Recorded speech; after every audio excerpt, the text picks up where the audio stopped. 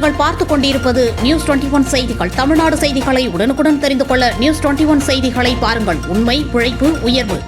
மத்திய அரசாங்கம் தமிழக அரசுக்கு வழங்கிய வெள்ள நிவாரண நிதியை தமிழக அரசு வழங்கவில்லை. 50க்கும் மேற்பட்ட விவசாயிகள் தமிழக அரசை கண்டித்து கண்டன ஆர்ப்பாட்டத்தில் ஈடுபட்டனர்.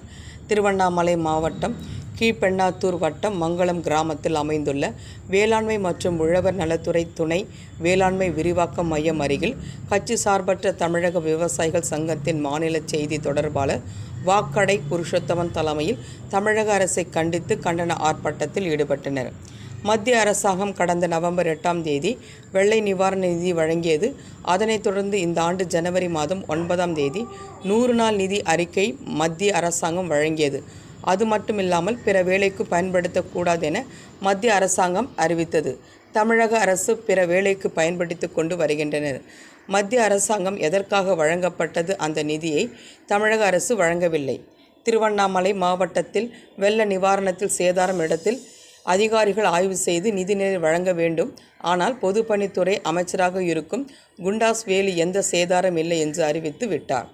எனவே மத்திய அரசாங்கம் வழங்கிய நிதிநிலை அறிக்கை உடனடியாக தமிழக அரசுக்கு வழங்க வேண்டும்.